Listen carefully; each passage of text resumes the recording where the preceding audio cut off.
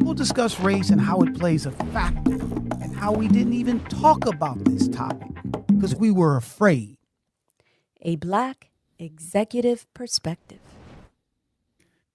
We are coming to you live from the BEP studio for another thought-provoking episode of a Black Executive Perspective podcast, a safe space where we discuss all matters related to race, culture, and those uncomfortable topics people tend to avoid. I'm your host, Tony Tidbit. And I'm your co-host, Chris P. Reed. And we are coming to you live to tackle the real, the raw, and often uncomfortable truths shaping our world. No fluff, no filters, just bold conversations on issues that matter. From power to politics to culture and corporate America, we're breaking it all down without holding back anything. So let's get into it. Definitely, my brother. So today, and obviously, let's be fair, we're going to talk about in the wake of Charlie Kirk's death, what we saw was a rush to assign blame that was instant long before the facts or suspects were known about what happened. So what we want to do is we want to break down how tragedy becomes a political weapon, why fear fuels finger pointing, and what happens when narratives replace truth. Is it about the left versus the right, or is it about losing sight of our shared humanity? That's what we're going to dive into. Let's get into it. Give me your top line thoughts, my brother. Man, can't wait to hear it. And glad we got some perspective on it and hope that people chime in. And thank you for saying that. Because look, at the end of the day, Chris and I are going to share our perspectives. We're going to share some facts. However, we want this to be interactive. We want you to share your thoughts, your opinions. We want to hear from everyone. You don't have to say what you feel. Let's just throw the cards on the table. And we're going to chat about it. Him and I, Chris and I we're not experts. We don't know this and that. But you know what? At the end of the day, we're human. We both have a sense of humanity and stuff to that nature. So we're going to talk about it. And one of the things that's very important, and is why we started this platform, is to have these conversations, these uncomfortable conversations, and chat about them. Because at the end of the day, that's, in my opinion, that's the only way you solve issues, right? Now, you could say, somebody's got to listen, and I get it. All that's being said. But since human beings been on the planet, whenever there's been any type of disagreement, brother, sister, friends, boyfriend, girlfriend, husband, wife, countries, at the end of the day, the only way to solve those issues is through communication. Absolutely. Okay? And then when the person don't communicate, all right, that brother and sister, they don't have a relationship no more. Those friends, that relationship is frayed. The boyfriend and girlfriend, they broke up. Husband and wife, they're going to go through divorce, right? Countries go to war because of lack of communication. And that's a fact. That is a fact. So we're going to dive in. We're going to talk. That's what this platform is about. So you ready to get into it, my brother? Absolutely. Let's get it. Okay, cool. So what we want to do first, before we start getting into, this, that, hold on here, let's back up a little bit. And I want everybody to get a sense of where we are, not as a country, you could say as a country, but as people. And I hope we're going to play a couple of clips. And I hope you follow along, right? But I want to set the stage of where we are right now as people in the United States and throughout the world. But let's just look at the United States and why we are where we are. Sounds like a plan? Chris? All right, let's do it. Thank you very much. I'm here today to talk about stereotypes.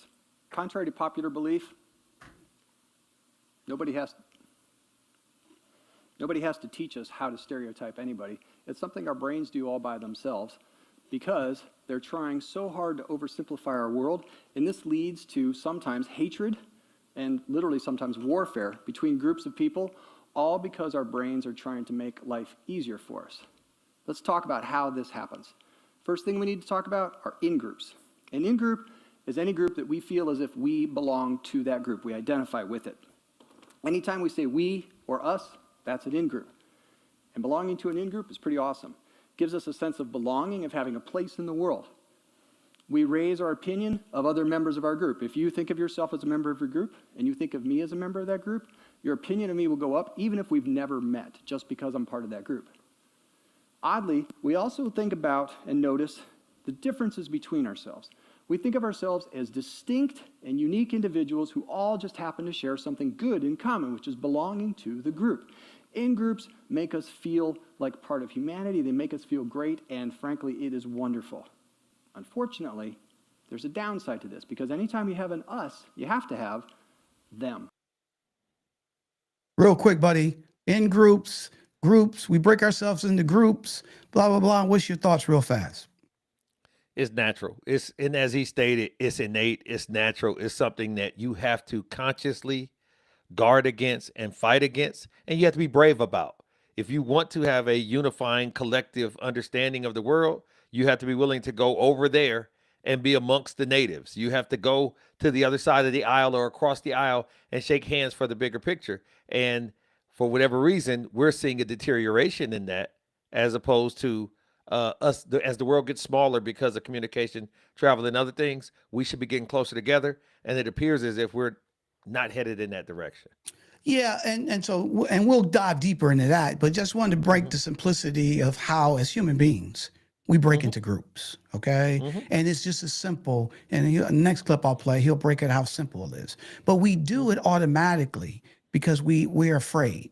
So we want to assimilate to some type of group, because then we feel good about ourselves, right? And this starts from a kid. I mean, this is something we done all along, right? And so we get into these groups, and then all of a sudden, if you're part of my group, even if I never met you, and I heard, or I put it this way, let's look at colleges like Kappas and stuff to that nature, right? Or Alphas, right? If you a Kappa, right, and you in LA or right or whatever, I never met you, but because you a Kappa, you my man, you my girl, right? If you a Alpha, doesn't matter. If you a Alpha, if you want to know my wherever you are, you my man, you my girl, right? Regardless, you don't know nothing about their personality. You don't know if they're criminals or not. You don't know if they have this share the same values. Yeah, they was in the same group, right? And you guys all pledged together. But at the end of the day, they're in my group. I love them. Now, the antithesis is that is what? What did he say? He said, anytime you have an us, you got to have a what? Them. A them. Those people, the outsiders, the in-group, the out-group. Here's the thing. We don't raise our opinion of members of the out-group. In fact, we lower it. Just knowing that you belong to a group that I don't belong to lowers our opinion of you. Also, when we look at members of the out-group, we notice the similarities between them. We start to think of them as interchangeable, as essentially all the same, as a faceless blob, so to speak. In a worst-case scenario, when our group turns inward and restricts and reduces interaction with members of the out-groups, we will actually dehumanize them and conclude that they're not really human in the first place. Now, dehumanization is terrible for a variety of reasons, but one of those reasons is because it becomes possible to do terrible things to people if we don't think of them as fully human in the first place. This us versus them, in-group, out-group dynamic happens anytime we divide ourselves into groups, even if we know that it's random. If I were to divide this room right now and start referring to everybody on this side of the room as Group A, everybody on this side of the room as Group B, if I keep reinforcing that by asking questions or simply referring to those groups, Group A over here, blah, blah, blah, Group B, this and that. By the time I'm done with my talk, many of the people in this room will have started to raise their opinion of people who sat on the correct side of the room, meaning the side they're on, and unfortunately started to lower their opinion of members of the out-group, the other side of the room, people who sat on the wrong side of the room. It's just that simple. That's all it takes. And it seems to be universal throughout humankind as well. We have a natural tendency to favor us over them. So just going back to that Kappa thing, right? Or the Alpha, right? Yeah. If you're an Alpha, and again, I'm just making this up, right? But if you're on the other side, I don't like you because you in the other group and you ain't in my group because my group is the best group. Let me hear your thoughts. Being innate, it reminds me of children. So of a certain age, children tend to assimilate due to size dynamics. They see another person their size, and it's not about race, it's not about gender, it's not about religion, it's not about any of those things, because kids can see that somebody's a different skin tone. Kids can see that somebody's hair is longer, hair is shorter, whatever. But what they see is another person my size and they want to play. They want to interact. The stereotypes and the other things that separate us are things that are taught and reinforced by different narratives, whether it be society, parenting, whatever, it's a situation where if you just let kids be kids, if you go to any preschool, daycare type situation, kids are assembling if they're allowed to. They're hanging out with, it's not all boys and all girls. It's none of that. It's a combination of just human beings sharing in the human experience. I would be interested to look at what age is it or what factors predicate to when we get away from, just the natural things of, hey, this person's my size, and so we're all human beings, and start to differentiate ourselves because of some of these other silly reasons, these political reasons. Yeah. So here, and we're going to keep moving forward, but let me just jump in here real quick, buddy. So I get it when you say the kids thing, right? And but buddy, Cub Scouts, Girl Scouts, you name, they're groups. Okay, they're groups. All right, basketball team, football team, cheerleaders, right? The cheerleaders is a group, and the people ain't cheerleaders, they're dogs.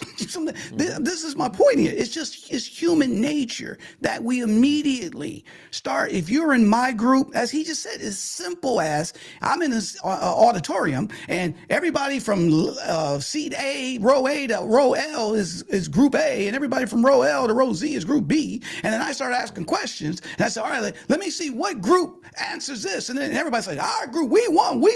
That's automatic. We do it automatic, right? You don't even know it. You could be sitting next to a serial killer, a pedophile, right? But he's sitting in your seat next on your group. You're like, good shot, man. Randomly. Like, man, good one. I love this, my boy. All right. Know nothing about him, but he's in my group. Okay. And that's how simple it is. And so now the reason I wanted to dive into this first, because what we want to talk about, because he said a couple of things here. All right. That's very key. He says, once we start getting into groups, we then don't see the other group as human. And we see them all the same. We don't see them as individuals.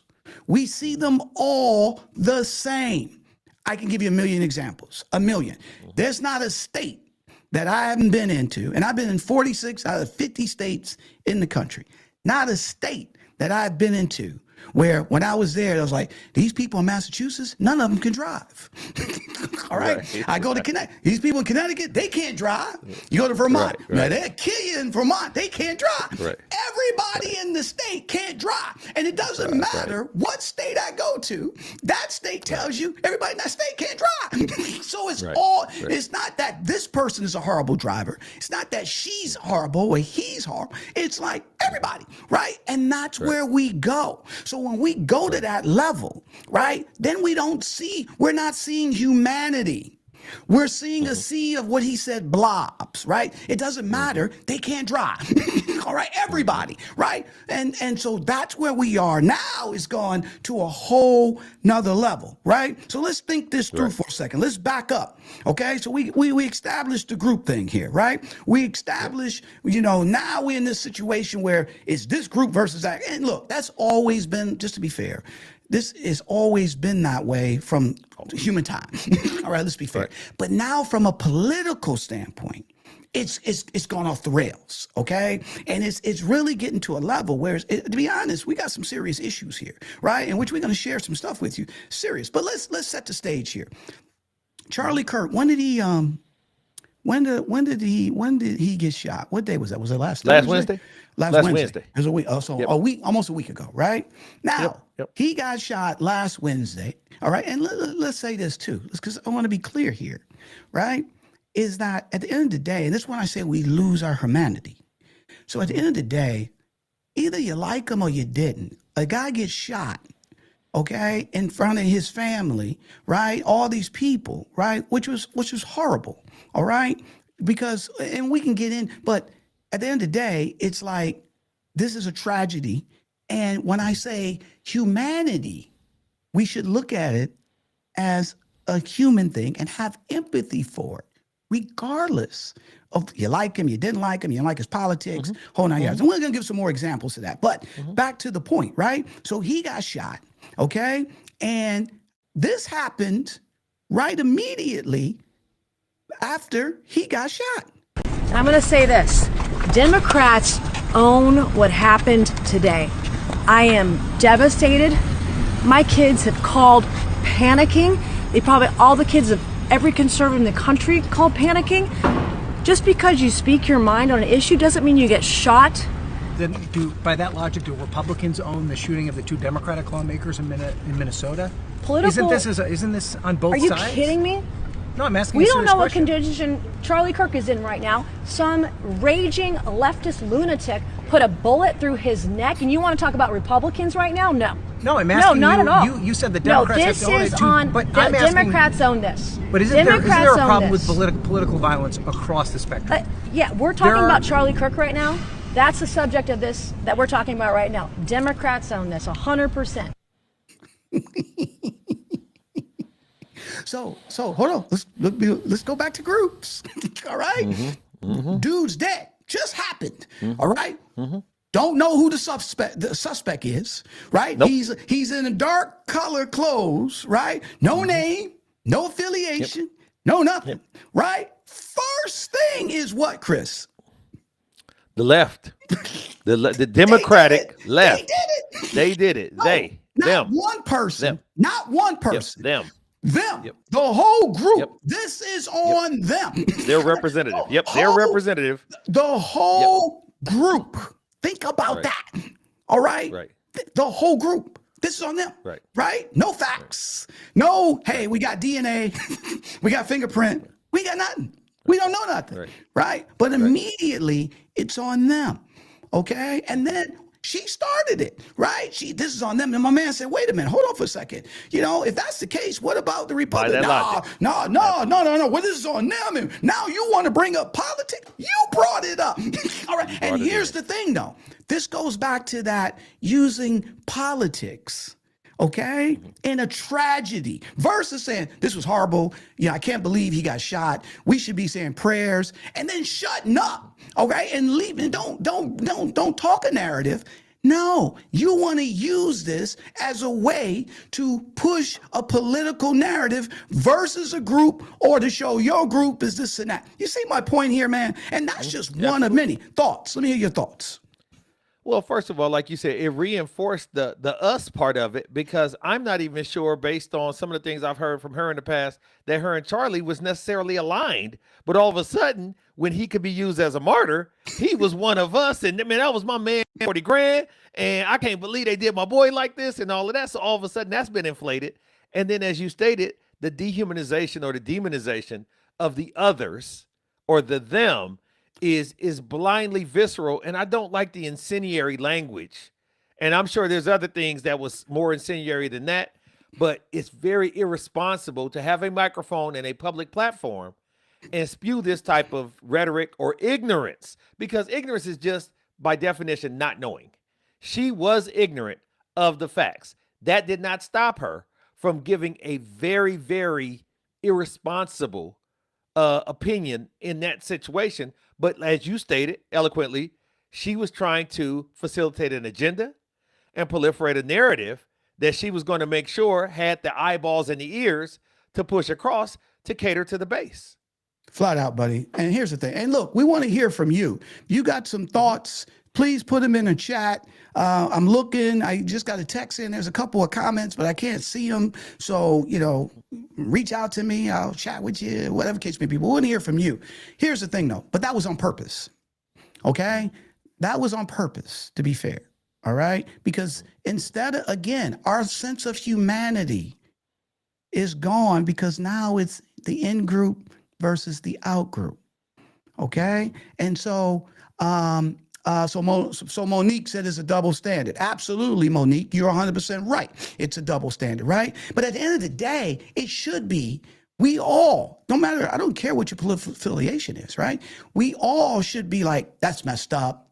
You know, I can't believe it, you know, and leave it at that. There's nothing else to be. Let me give you an example, man. And here's the thing. And I've heard things on both sides, right? But let me give you an example. I'll give you a lived experience example. Okay. And I don't know if he's watching or not, but my neighbor, his name is Patrick, right? He's an attorney. We've known each other, I don't know, almost 20 years now.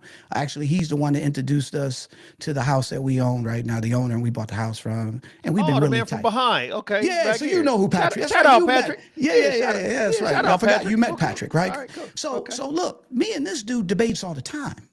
Okay, we always get at it. Okay, we go at it, right? And there's times we'll go at it and it'd be just a little fodder. And then there's times we got heated, all right, where, we got into it, never to the part that we want to fight, but just heated, right? Blah, blah, blah, this and that. One of the things, though, to be fair, I've learned a lot from him. He's learned a lot from me from our debates. And then sometimes we agree to disagree. That's fine. Let me give you an example, though. Let's say him and I get at it. Right. And one of his little pet things is he always says, I'm chatting about something. Then he'll be like, let me stop you right there. Let me stop you right there. And then he'll interject, right? Which drives me crazy. Let me stop you right there. Let me stop you right there. Right. So let's say we got heated. Right. And then I was upset and I left. I was at his house and we got into it. And then I went and got my shotgun, walked back up the hill behind him while he's in the pool. And then while his daughters and wife is sitting out there, they're barbecuing. He's laying in the pool. I come up and blast him, shot, right? Kill him, right? And then as I'm going to jail, and then the neighbors get together, and they're like, "What happened?" And then they start saying, "Well, Tony came up, they got into a debate, and Tony didn't like what he said, blah blah blah." And then if some of the neighbors said, "Well, that's what he get. He shouldn't have, he shouldn't have talked like that. That's what, that's what you get." You see my point here? Would you accept that? Hell no. No, You'll be like, not what at it don't matter. He should have never got shot, right? But some people right. are like, well, that's on him because he said, let me stop you right there one too many times. And that's why he got No. There's such thing as cruel and unusual, right? There's such thing as uneven or unequal responses to things. And we see it in road rage incidents, things like that. People allow for emotions, but that didn't seem to be as emotional as contrived. And we're not going to get into, legislating the issue with the guy who perpetrated the crime. But the reality of it is, at no point in time, and the first thing I thought, to be honest with you, I seen it on something I was on when I got home I was in a strategy session, got home, looked at it and was like, or got into bed, looked at it and was like, oh, dang, somebody got killed. People get killed all the time. Welcome to the United States, right? We got gun problems. But then when I clicked on it, I was like, oh, that dude. I didn't necessarily have a one-to-one his name to his game, but I had seen his game before. And I was like, immediately, and I'm not a very empathetic person because I'd have seen some things in my life. But I was like, dang, that's a shame. Dude got killed over probably talking mess. Because I'm sure it wasn't a duel. It wasn't an old school 10 paces type situation. I'm sure it wasn't a fist fight where he got caught up in a stabbing. He got shot from, and then to find out it was from a distance. It wasn't even no, gangster type up on him type deal. And it was just like, dang, he got shot over, to be honest with you. And I'm just being straight up with you. And I understand the definition of assassination versus murder. We're not going to legislate that here. But the reality of it is, he was a talking head. You, my friend, are a talking head. Correct. You don't deserve to die over anything you say here. That's cruel and unusual. Stop. You did? Stop. I totally dig, bro. I totally dig, right? Nobody should die over that, right? Regardless if you like him or not. So that's the issue here, right? It doesn't matter if you like him or not, right? At the end of the day, that could be any one of us. Absolutely. That's the thing. And that's how you got to take a step back and be like, wait a minute. Yeah, that could be me. That could be us, BEP, right? We didn't absolutely. You give it license. Bring a Uzi and just take us out. All right? Because we said blah, blah, blah. Stop. And our kids are there, right? However, here's the kicker though. We start, but again, it becomes the in-group, out-group. Everybody, doesn't matter now. It's us versus them. Let me give you another example of that.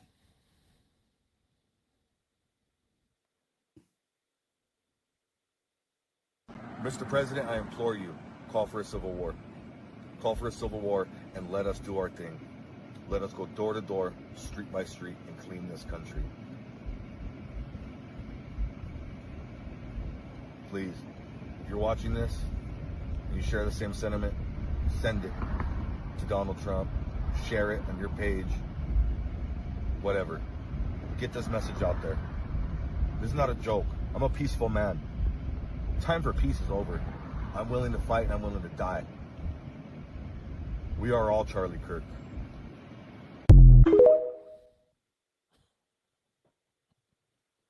So again, my man, so he calling for civil war, right? He is. He calling for civil war. Hold on, Mr. President, send us out there in the street. Now, here's the thing, though. He wants to Deputize wipe. us, Hold on. Deputize. But here's the thing, though. He wants to wipe out everybody in the other group. All right. Well, he don't even know what group. He don't even know what group they're in. You go to the net. We'll go door to door. Door to door and ask, what the We'll hell is go we door doing? to door.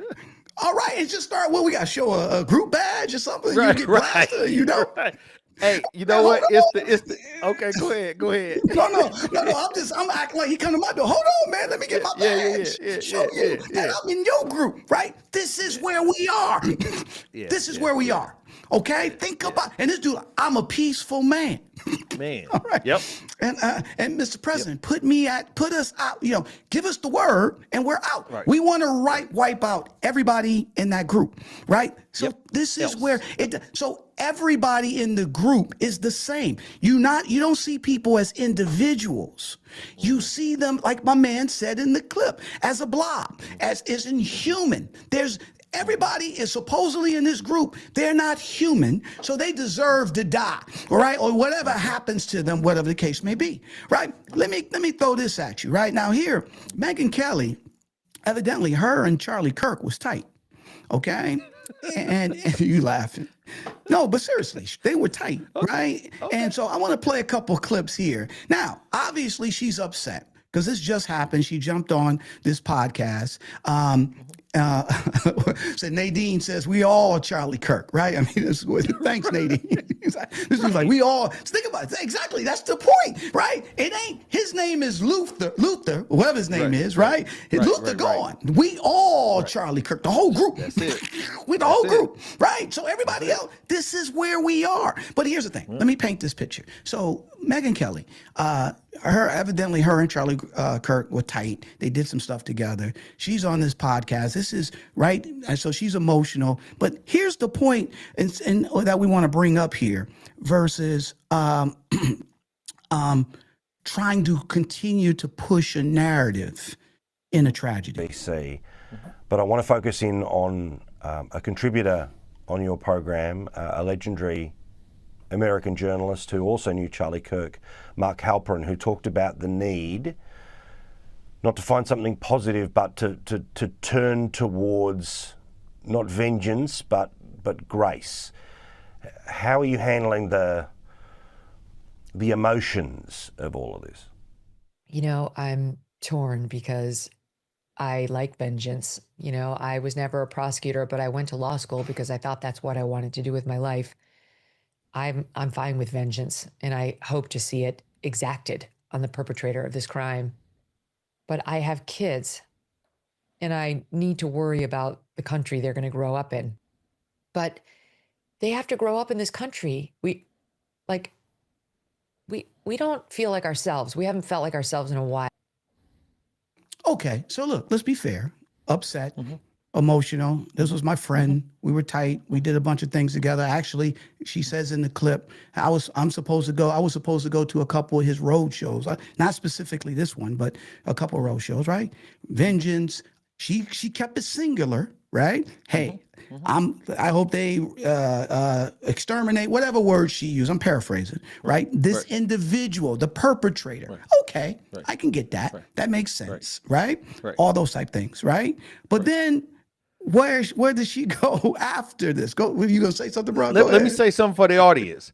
I wanted to go to law school too, not because of vengeance as a prosecutor, but like justice. And those are not the same thing. And that's not why lawyers become lawyers. Please do not think that you go to law school to exact vengeance. So I just wanted to give a disclaimer from BEP about that. So I get it, bro. I don't think most people would think that, and I get that. But I can get the emotion, right? Just to be fair, I get. Okay. Look, something happened to your daughters or your wife, right? I want justice. Thank you. Right? You ain't gonna be on top of your game and talking about. You're gonna be like, I want this motherfucker dead. All right, that's just the bottom line. Okay. So, but here's the thing. That's fine. But where it goes off the rails is the next clip. And here's the thing. I want everybody to focus. Obviously, you're going to focus on what she says, but focus on the lower third of the title of what they're supposed to be talking about. And I'm sorry to get political, but I'm just going to be honest. We haven't felt like ourselves since Barack Obama. I just think he was such a slick snake. You know, he was this affable guy who was like wearing good suits and looked the part and sounded the part and dressed the part, but was so divisive in his messaging. The left, they look at you like when you say this, they don't know what you're talking about. It's like, because you don't pay attention to the other half of the country. You only pay attention to your absurd news sources, which spin and spin and spin to protect Democrats, especially if they're named Obama. He's the one who started to inject race where no one had been doing it. He's the one who started to use his pen and the phone to shove things down our throat that we didn't want.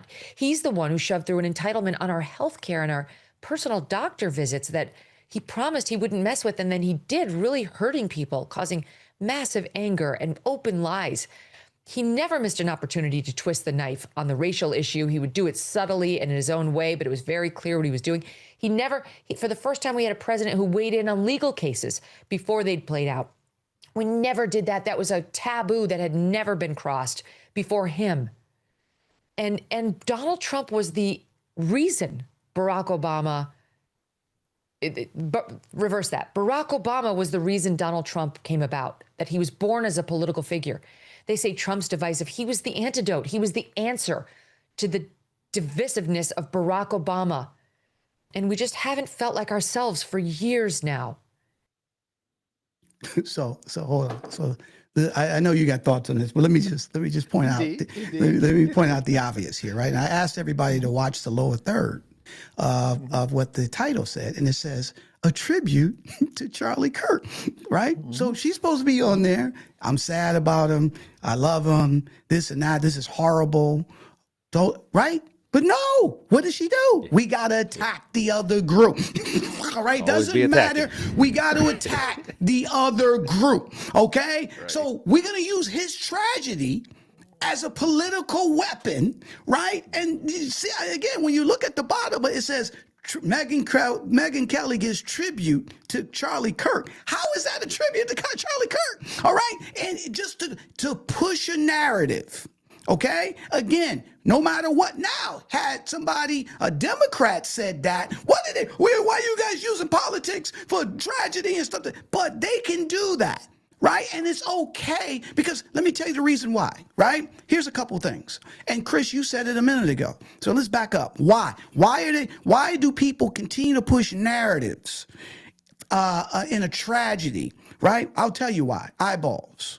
Okay? You just said it earlier. Hey, I saw this dude die. I saw somebody flash that it died, and I don't know the dude's name, but then when I saw it, it's like, oh, this is the dude, blah, blah, blah. So even if you're not in the political sphere, even if you're, it's like a football fan who's not a casual fan, right? You don't watch all the games, right? But the Super Bowl, you're going to show up, okay? Yep. So at the end of the day, here's an opportunity, because we're going to get a lot of viewers who typically won't view in on these things, but because of this, assassination, murder, whatever you want to call, we're going to get some extra people. So we're going to use this tragedy as a way to continue to push our narratives, right? And so at the end of the day, they're stepping on his grave, right? They're stepping on his memory and don't even know. I don't want to say they don't know it. They know it, right? But at the end of the day, instead of saying, hey, listen, he died. He was my friend. I can't believe this happened. I mourn for his family, his wife, his 2 kids. I can't believe it. And then shutting up and leaving it at that.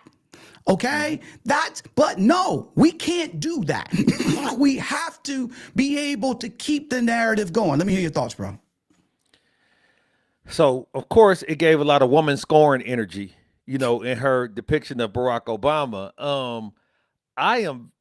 Dog, in 3 years, it'll be 20 years since bro was elected. Like, when are we going to get over?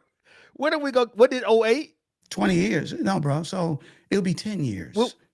When was Barack Obama elected? He was elected in 2008. Right. So, yeah. Okay. 3 years will be 2028. It'll be 20 years. Right. You haven't got a chance to settle on this 20 years later? What the hell is we doing? So this concept of creating a a villain. She said, but in the construction of a villain, she said he dressed too nice, smelled too good, and could dance. Like, what are we doing, Tony? What are we doing? This is a woman scoring speech. He looked the Man, part. he looked the part. All right. But he really wasn't the part. But here's the thing, though. So I'm going to be honest with you. I don't get caught up in that because so here's the thing.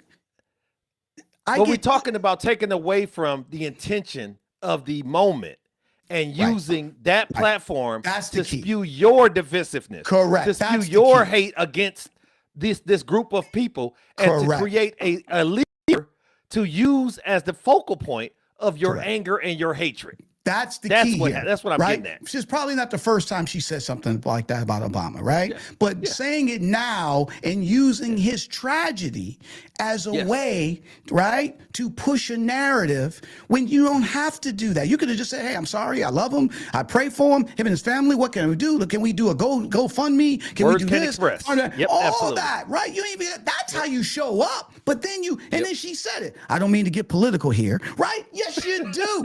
Right. All right. And so these are the things, man. These are the things, right? That is continually pushed, right? And so what she said about Obama, I don't even get caught up in that, right? Because most likely, but she wanted to say it today. Excuse me, when she used a lot of airspace. She used a lot of her time. Nobody could push to back. Barack Obama. There is no question. The thing was a tribute to Charlie Kirk. Okay. Yep. So these are the things. However, it's not just Megyn Kelly and this and that, the whole 9 yards, right? One of the things, now let's back up. We said earlier that they didn't know who he was. They immediately said he was somebody on the left, right? Yep. The Democrats own this, blah, blah, blah, all this type of stuff. But then we found out that he's what? White dude, MAGA, Christian, heterosexual male, like all of the things that they spew for and signed, it's on the sign-up sheet. Is what he represented, and it didn't get absorbed well. Let's just put it like that. But here's the thing, though. So, and I don't know if he's hetero, whatever. I'm not gonna get into it because evidently, I guess he had a boy. And we don't know all this stuff, right? But he had a boyfriend or something like that, right? But my point counter is information that started to, yes, absolutely. But here's the thing, though. Here's the thing. So then, why, if that's the case, why immediately, without knowing the facts? Why immediately start saying that this group is responsible? Why did they do that? That's the question. Why? Let me ask you that question. Why did they do that? Yeah. Because once again, you said it though, some of it is emotional in that you have to find someone to blame. And the most convenient person to blame when you feel bad or when you feel disenfranchised or you feel trounced upon is the them. It's always the them. I lost my job because of them. I lost my wife because of them. Any loss that I incur, it can't be us. We wouldn't do that to each other. It's a them. So imagine the devastation or the tragedy when you actually find out the call was coming from inside the house. Imagine, you know what I'm saying? Shit. So here's the thing, though, bro. So you're right. Let me just add on to it, right? Look, at the end of the day, remember back in Eddie Murphy in the 80s when he had his little stand-up? And he talked about how a dude got caught messing around on his girlfriend. Wasn't me. And he was like, wasn't me. Wasn't me. Right. Like, I looked in your face. You're like, wasn't me. Wasn't me. All right. So, so at the end of the day, wasn't me. It was them. Yeah. It was them. Right? Man. So let's play chess, not checkers here. All right. Let's start putting the narrative out. And this, if it was one person, I get it, right? But this is why I'm saying how it was strategic. This wasn't just, this was the whole group, okay, that's saying it was the left, it was this, it was that, it was blah, blah, blah, right? Why not even knowing it? It's like when 47 said when the two planes crashed, the helicopter and the plane, he was like, DEI did it, okay? Why did he say that? He said to drive that wedge. Even though it's not the facts, right? To continue the narrative to push it out. Because some people hear that over and over again and they'll believe it. So if I just say, hey, look, they did it, all right, without no fact, and not just I said it, but our whole groups was screaming the same stuff, and knowing that you're going to have casual people that's going to tune in, and they may not be politically savvy or 9 yards. This is my opportunity to paint a narrative before we get the facts. And then when we get the facts, we'll then try to fix the narrative with the fact. Because now he was a Magna, he's Republican, blah, blah, blah, but now he's been radicalized. Right. So he just didn't just do it on his own. He had to be radicalized by the other group, right? So no evidence of that. By whom? Who was in charge of radicalizing? Who's in charge of radicalizing these people? And they starting to blame colleges now, Tony. This is crazy. Hold on. Why so you can't is get an education? I never. So let me ask you this: somebody breaks in your house. They kill somebody in your house. Yes. They're going to jail. Do you ever hear they were radicalized? Man. Do you ever hear, well, I'm sorry, Your Honor, the reason he did this, he was radicalized, right? You don't even hear. But in this situation, he's radicalized, right? But back to that's the end game. All right, because again, it's about the group and it's about the narrative. It really isn't about Charlie Kirk. And people are like, you crazy. No, it's not. Because their actions show that. Because if it was really about him, they wouldn't have brought up nothing political, right? And then throw out narratives that's not true, okay? So let me give you an example of a narrative that was pushed out from the highest office and then to show that it wasn't true. Also true that he sees an attack on Charlie Kirk as an attack on him. From the attack on my life in Butler, Pennsylvania last year, which killed a husband and father, to the attacks on ICE agents, to the vicious murder of a healthcare executive in the streets of New York, to the shooting of House Majority Leader Steve Scalise and 3 others. Radical left political violence has hurt too many innocent people and taken too many lives. Trump is right about one thing and wrong about one thing. He's right to suggest that political violence has become more and more commonplace. We're living in a very politically violent era, and it's coming, we can debate where it's coming from, but no one has a monopoly. No side has a monopoly on it. Yes, and this begins to hint at what Trump gets wrong in suggesting that what he calls the radical left is somehow exclusively the problem. In 2020, the FBI arrested several people in connection with a plot to kidnap and possibly assassinate the Democratic governor of Michigan, Gretchen Whitmer.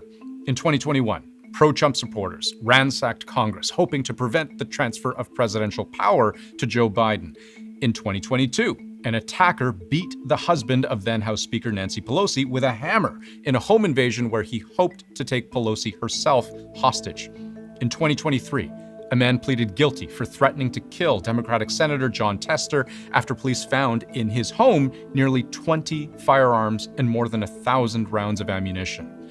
In 2024, Democratic lawmakers from Connecticut faced a series of bomb threats, all signed MAGA. And in 2025, 2 Democratic lawmakers from Minnesota were shot in their own homes. One of them died.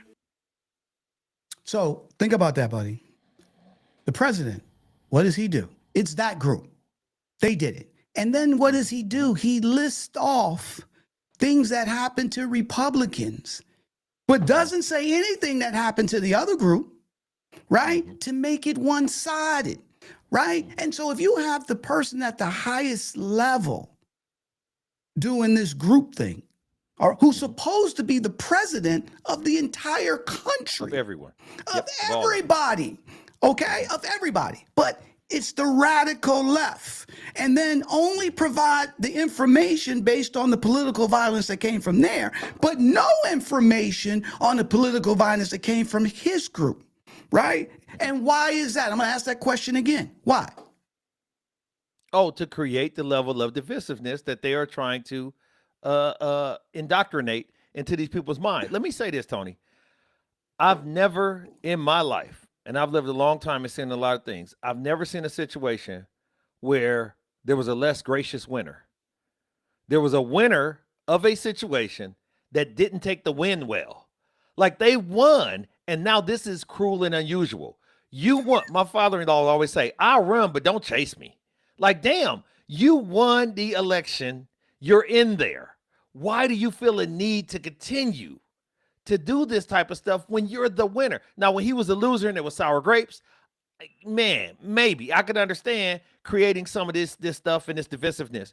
But now that you have the position that you sought after, why is it not good enough? Why do the people, you got people that are unqualified to be in some of these roles, and we're not here to adjudicate that, but y'all winning.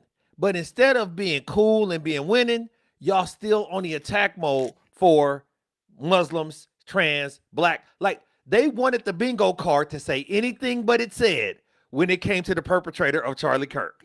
There's and no then question. when that did not happen, the reaction wasn't a counterbalance. It was a double down on, well, Correct. they're doing something wrong somewhere.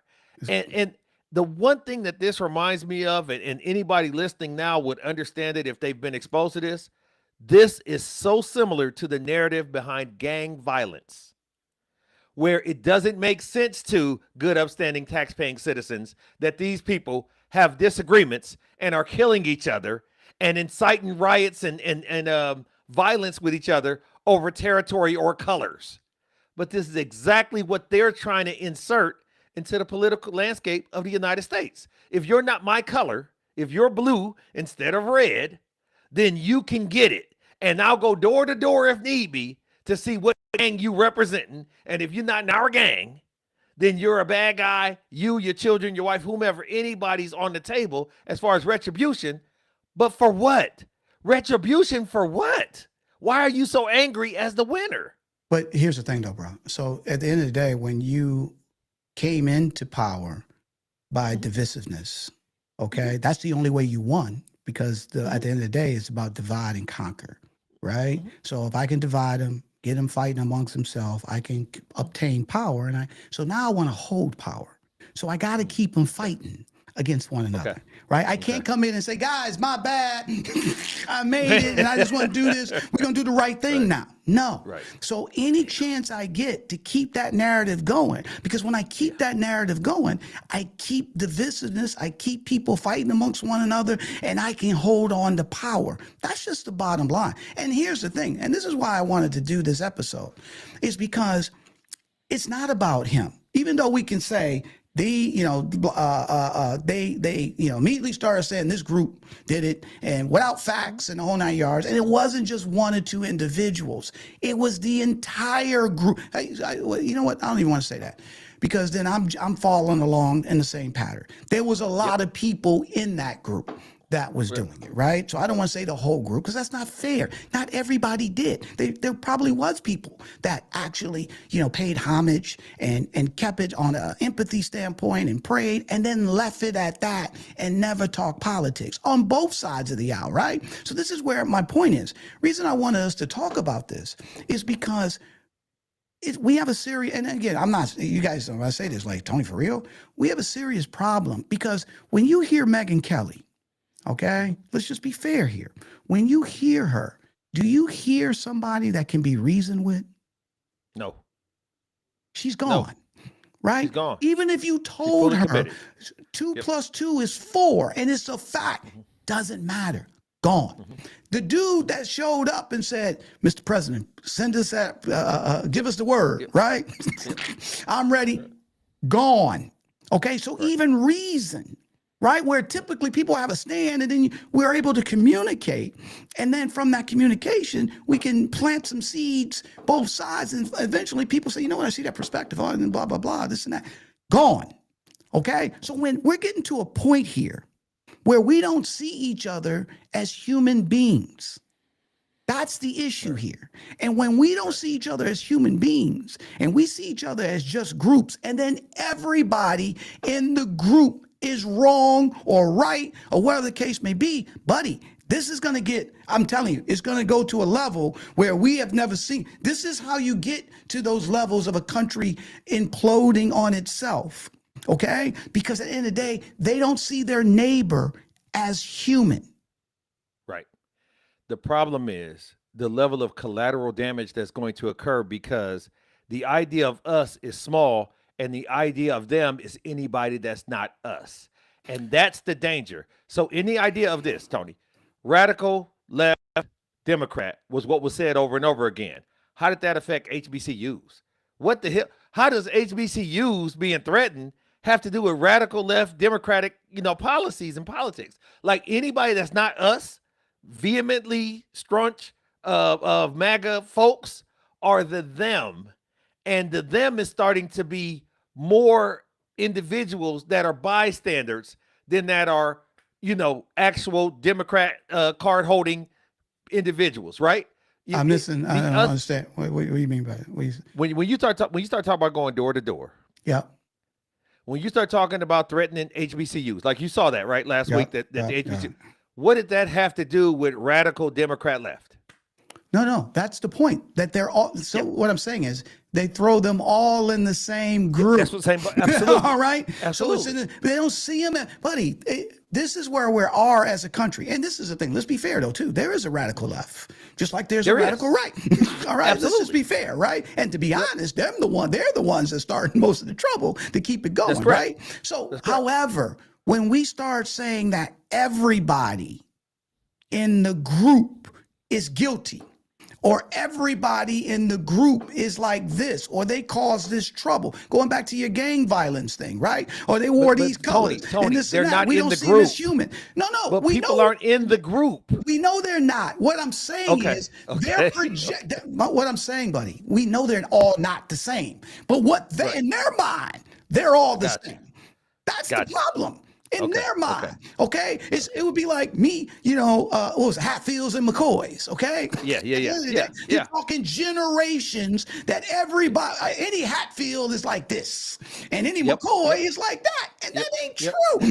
All right. Now you may be mad at the uncle and the father and the son, but the daughter ain't got nothing to do with none of that. She ain't like them, but because they got the last name, they're all the same. And this is where we got to start looking at people as individuals. Go ahead. I see you shaking. What are you shaking at? Because I think it's bigger than that. I think it's the Hatfields and McCoys, but anybody that's not a Hatfield in the state of West Virginia is the them. Buddy, it's going to be a lot more than just Hatfields as casualties. No. I'm not. I'm just using that as an example. Okay. So I'm not saying that that's a small. I'm just saying. So everybody in West Virginia. So let's just break it up like this. Yeah. Is everybody in West Virginia white trash and ignorant? No. Okay, so think about it. But there's people that says those people in West Virginia, they're ignorant and white trash, right? They're saying everybody. All right, and we know everybody's not. That's my point. Okay, so when you blindly say everybody in this group is like this, you don't see them as human. You don't see them as individuals. That's where we are today. Period. Okay? And so that's the issue. So we got to get out of that. Right? And here's go ahead. You're going to say something. Go ahead. No. Okay. No, you're on the right track. Right. So of course the majority of people ain't got nothing to do with whatever the case may be. That's the way it is. We know that. But it's being labeled this group, that group. Right? And so we have to understand. And here's the thing. I can't control people outside of my household. I can't control what somebody else says. All I can control is me. And that's where we wanted to chat today, is that, because let's be fair, though. Let's be fair. There's people who probably watching this show or listening to it. When Charlie Kirk died, they were like, see, that's what he get. You see what I'm saying? He's spitting venom and saying this and that. And he was spitting venom. But guess what? That's what? You still should have some humanity that the dude got killed. He shouldn't have got killed. Okay? And so that's the point. All right? So it's easy for us to put these clips up and say, look at her and look at Megyn Kelly, look at him. But to be fair, though, there's people that we know, as soon as he got shot and died, they're like, so that's what he get. All right? And that's the wrong answer. Okay? Now, you ain't got to like him. You can say, hey, by putting yourself in this position made you more susceptible. It shouldn't have never. But from the onset, it shouldn't be about politics. It should be about, wow, man, that's messed up. He's got family. He's got 2 kids that don't have a father now. And that's where we need to go initially, right? And keep it there. Now, next day, 2 days, you want to say, well, hey, but at the end of the day, that's where we are now. And so, somebody always told me this, bro, and then we can close. I hear your final thoughts. Is that when somebody gives you a compliment, what should you say? Thank you. And what else? Oh, I give them a compliment in return? No, you just say thank Oh. you. There's Okay, nothing okay. else needs to be said. To be said. Right? Okay, gotcha. Exactly. Okay. Just I was say like, wow. thank you. Right? When Right. you go to somebody's funeral, all right? Right. Somebody passes away, you go to the funeral, what do you say? My condolences. If you ain't got nothing nice to say, don't say nothing at all. Don't say nothing else. Hey, sorry for your loss. We love you. We're here for you. Then shut your mouth. You ain't got to say, well, he was out there. You know what I'm saying? Right. And, you know, we saw this coming. They don't want to hear that. Just shut up. Right. We sorry for your loss. We love you, whatever you need. And then you shut up. Okay? Right. And all that other stuff may be true, but that ain't time for that right now. It's time for humanity. Does that make sense, my brother? Absolutely. Give us your final thoughts, my man.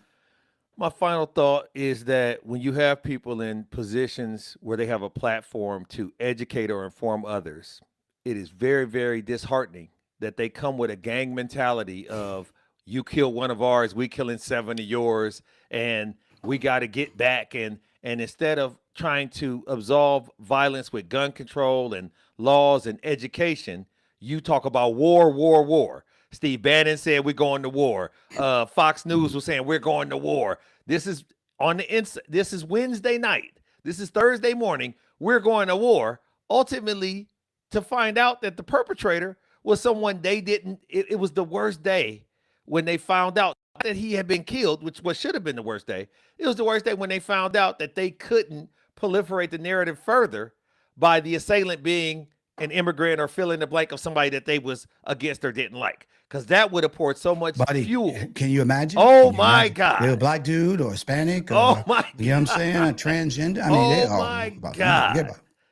And so I am prayerful and excited that was not the case. I feel bad for the dude that did it. I feel bad for Charlie Kirk and his family because I'm a human being, and you just don't want this type of stuff to be part of our dynamic as United States citizens.